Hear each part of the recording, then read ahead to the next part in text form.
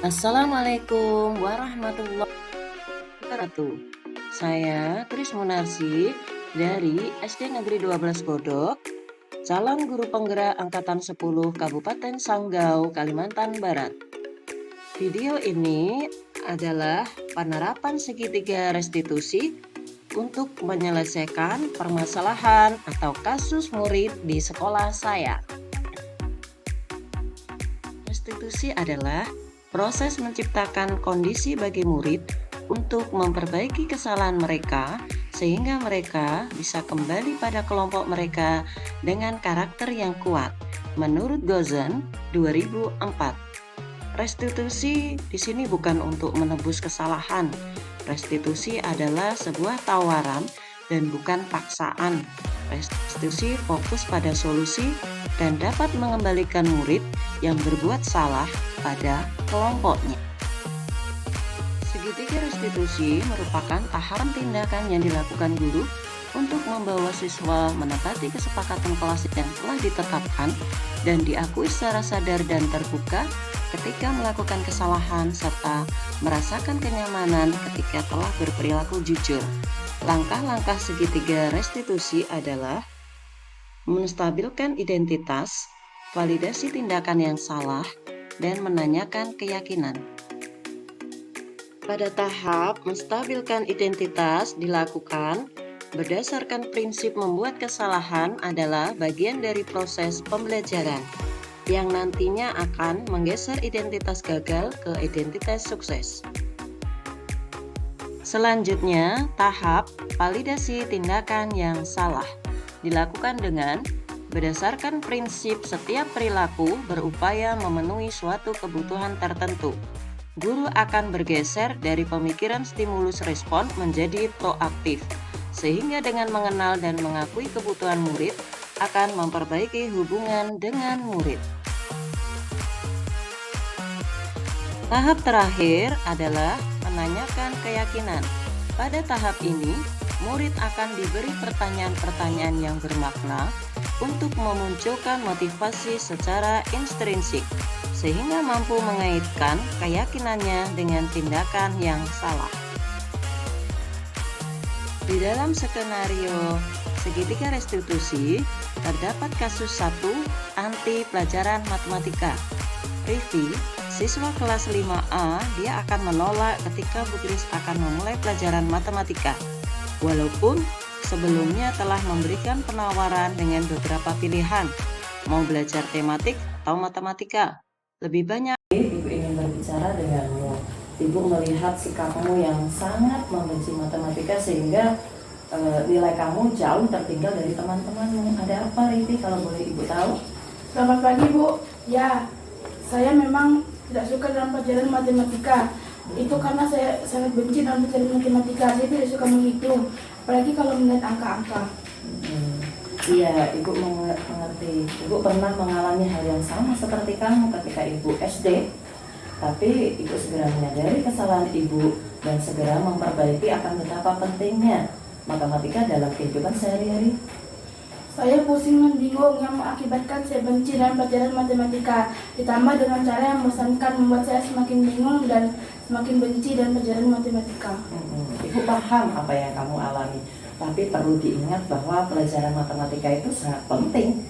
Vivi harus berusaha lagi dan lagi untuk mencintai pelajaran ini sehingga tidak tertinggal dan nilaimu jauh lebih baik. Nanti Ibu akan berusaha terus meningkatkan model pembelajaran matematika. Ibu membuat media yang lain agar kamu merasa lebih menyukai dan lebih merasa untuk bisa dan paham. Nanti kalau kamu ada yang tidak tahu, kamu boleh hubungi Ibu lewat WA ya. Ibu akan menolong kamu. Terima kasih, Bu Kris. Saya akan berubah lebih baik demi cita-cita saya di masa depan. Sangat luar biasa. Ibu menghargai usaha kamu, Rivi. Terima kasih. Assalamualaikum warahmatullahi wabarakatuh. Saya Rivi. Saya bersyukur dan sangat senang karena saya bisa menyelesaikan masalah pada diri saya, yakni tidak suka dengan pelajaran matematika. Namun kini saya telah berdiskusi dan menemukan cara yang tepat buat saya. Saya lebih semangat dan siap belajar matematika demi masa depan saya yang lebih baik. Terima kasih Bu Kris atas bimbingan dan motivasinya.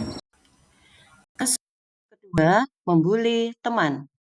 Faza, seorang siswa kelas 5. Dia sering menyendiri, bahkan sering murung.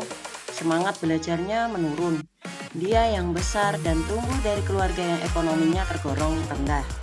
Kasus ini terungkap ketika Ibu Kris mendapati Faza yang sedang menangis dan tidak mau menengadahkan wajahnya karena matanya yang sembab. Karena semangat belajarnya menurun, menyebabkan nilai yang diperoleh pun menjadi kurang memuaskan. Padahal Faza adalah siswa yang berprestasi. Setelah bertanya dengan beberapa temannya, maka didapatkan informasi bahwa yang selalu menghina atau bahkan meremehkan Faza adalah Resi. Resi adalah seorang siswa yang lahir dari keluarga yang beruntung, baik secara ekonomi maupun kehidupan keluarganya. Dia merasa bahwa dia yang terbaik dan memandang Faza adalah anak yang tidak beruntung. Resi, Ibu ingin berbincang denganmu tentang apa yang kita bahas sebelumnya, yaitu tentang bullying dan ujaran kebencian.